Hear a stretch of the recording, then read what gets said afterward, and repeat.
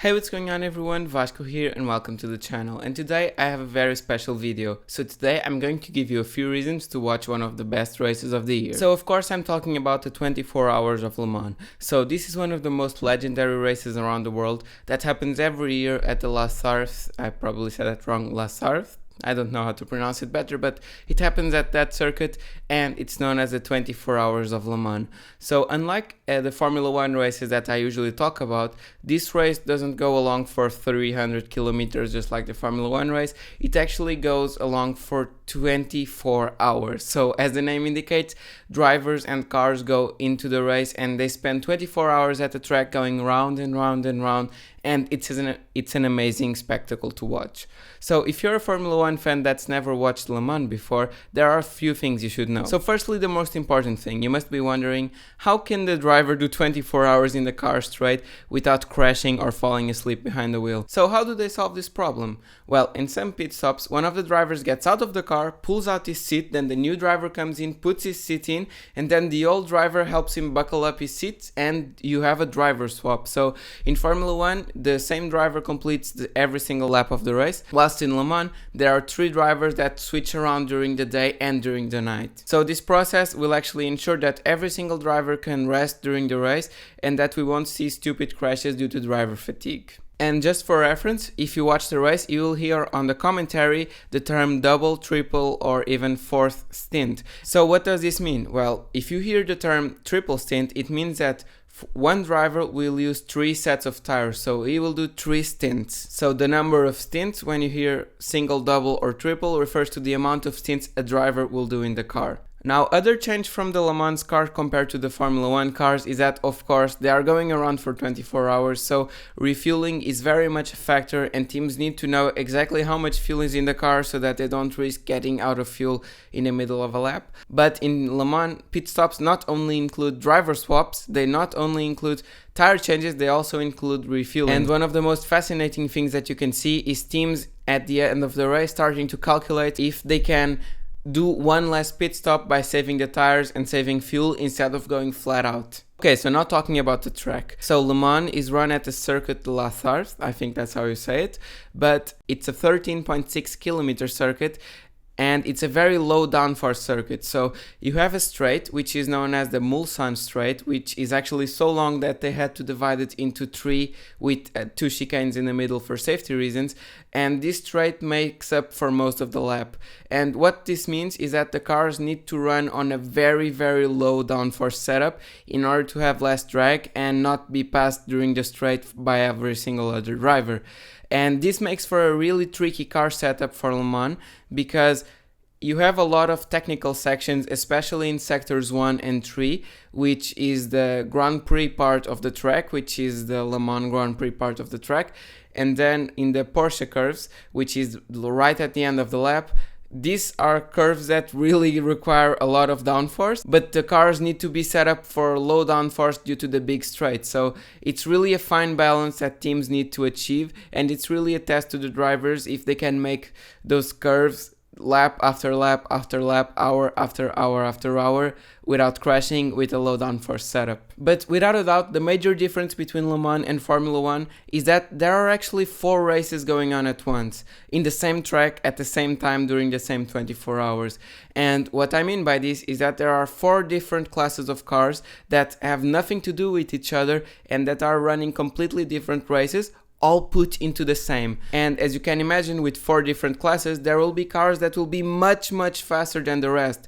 So what this means is that one of the major skills that you have to have for Le Mans is to lap and be lapped. So every single driver needs to know that if a faster car is approaching, there's no point in defending against it because you're in 2 different races. So you are going to need to let the driver by, or you are going to have to pass a lot of slower cars in your way to victory. So this is a completely different skill that Formula 1 drivers do not need to have, is being aware of the position of a lot of cars and knowing which battles to fight and which cars just to let by. And this is especially amazing to watch at night when those big speed differentials are combined with you not being able to see any of the curves and any of the corners, and you have a lot of speed differentials, so the closing speeds of the cars are really outstanding and it's really a spectacle to watch at night. So with that said, let me break down the 4 different car classes that there are at Le Mans, along with the different car models that you may expect to see on track. And I'm going to need my notes for this because it's a lot of different cars. Okay, so firstly we have the 23 GTE-AM cars, and that's right, 23, this is only one class. And the GTE-AM, the AM stands for amateur, and what this means is that all the teams must have at least one amateur driver, which is most times a gentleman driver. And what this means is that this will be the slowest class with the slowest cars and the cars that are easier to drive. And they have their own class, since it's not fair to put teams that have amateur drivers against teams that have pro drivers. They still have to run on the same track at the same time though. So this class this year will consist of the Porsche 911 RSR 19, the Ferrari 488 GTE and the Aston Martin Vantage GTE.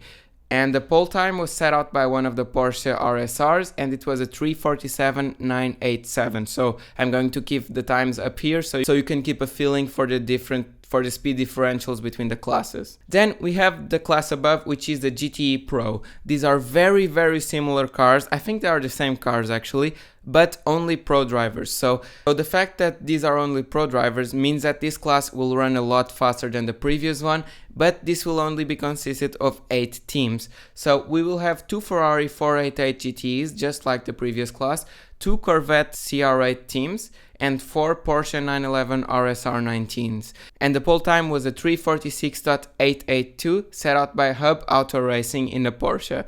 And you can see that there's more than a second difference between the classes, even though the cars are very similar due to the driving standards. Okay, so now for the most interesting class in the whole of Le Mans. We will have 25 LMP2 cars, and LMP2 stands for Le Mans Prototype 2. So these are cars that, unlike the GTs, don't have anything to do with the road cars that you see and with the sports cars that we will see and recognize from the previous categories. So all of the teams except for G-Drive, which is a Portuguese run team, will run the Oreca 07 car, and this means that we will have a lot of equal footing in the class, and that the team and driver differences will be the standout factor between the teams, which is very good because we will be able to see which drivers are the fastest. And in LMP2 you will find a lot of ex-Formula 1 and Formula E champions, which means that the driving standards are very high. And talking about Portuguese run things, we have the Jota Sport team, which is not Portuguese run, but the 38 car got pole position with António Félix da Costa, who did a 3:27.95 on the Oreca car. So he will run from first place, and I also have Portuguese driver on the car number 22, which is run by United Autosports, which is Filipe Albuquerque, so good luck to you both. But now for the jewel of the crown for Le Mans, the new HyperCar class, which will run for the first time at Le Mans.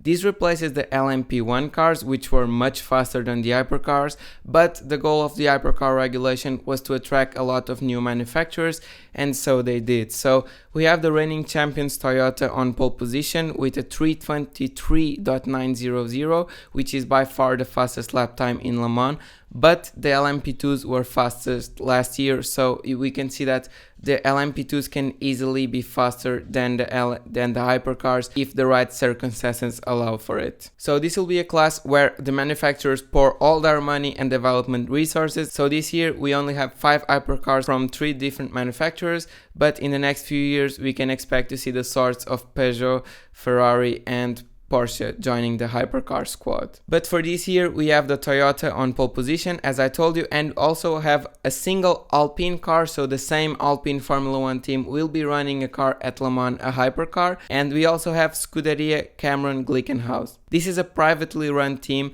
and this proves the point of what the hypercar regulations were trying to do, which is putting the top category of Le Mans accessible to what just a few years ago would be described as a garagista team. So Glickenhaus are the slowest hypercar team, and they will run 2 of their Glickenhaus 007 cars, which are amazing, and they are the most beautiful racing car I've ever seen. So I'm trying to keep this video short so that you can watch it before the race and know everything you need to know. And I'm going to put images of the cars on the screen so you can get a feeling for which car is which. But you can see that with these time differences, very quickly the cars will start being lapped and the art of overtaking and being overtaken will be very much at play. So with that said, I hope everyone watches the 24 Hours of Le Mans. It's, in my opinion, the best motorsport race of the whole year and one of the most anticipated for me every single year. So hope you guys enjoy it, and if it's your first time, stay awake during the night. It's very much worth it. So this has been it for this video. Let me know who you think will win the 24 Hours of Le Mans and if you're going to watch it, and I will see you in the next one. Bye!